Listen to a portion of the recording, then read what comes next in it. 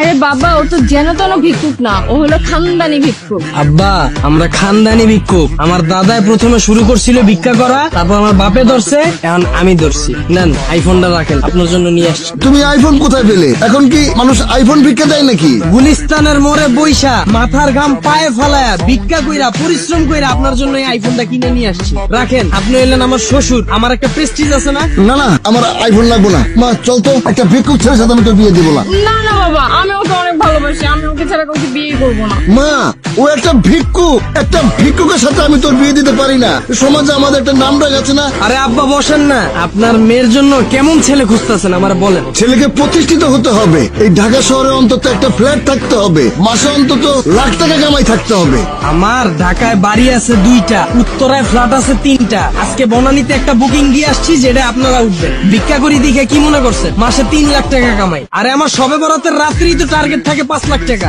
রোজার মাসের শুরু থেকে ঈদ পর্যন্ত 10 লাখ টাকা টার্গেট থাকে, মাঝে মধ্যে 15 লাখ টাকাও কামাই। আমার মনে হয় আমার এই ইনকামটা আপনার মেয়েরে খুশি রাখার জন্য যথেষ্ট। তাও যদি আপনার কম পড়ে মনে হয়, তাহলে আমি শুক্রবার মসজিদের সামনে বসি না, আপনার জন্য ওইটাও করব। আর কি চাই বলেন?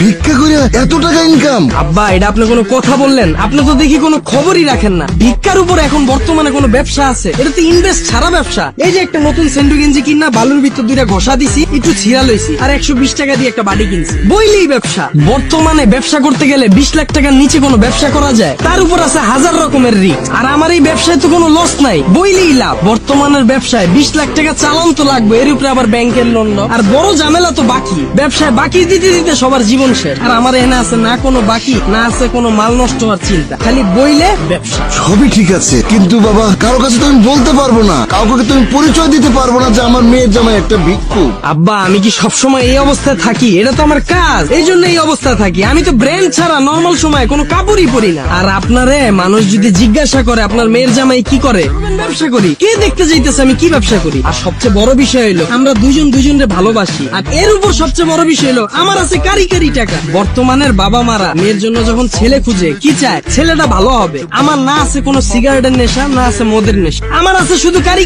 টাকা। আর কি লাগবে আপনার মেয়ের জন্য বলেন, আমি সব করব।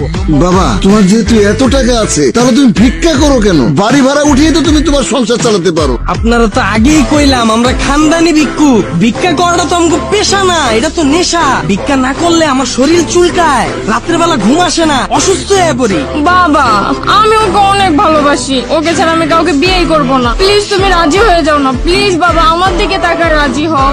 আচ্ছা ঠিক আছে বাবা, কিন্তু দেন মোহরটা। আব্বা, এটা কোনো কথা বললেন আপনি? আমার কি কোনো ভাই বোন আছে? আমার যা আছে সবকিছুই তো আপনার মেয়ে পাবে। যাক, সমস্যা নাই, আপনি যেহেতু টপিকটা উঠাইলেন, দেন মোর 1 কোটি টাকা ধরলাম। যান বাবা, বাবা আমি রাজি। ধরেন, এই যে আইফোনটা দিলাম, এখন থেকে নর্মাল মোবাইল চালাইবেন না, আইফোন চালাইবেন, ঠিক আছে? ঠিক আছে বাবা, তোমার হাতটা দাও, আমার এই মেয়ের হাতটা আমি তোমার হাতে তুলে দিলাম।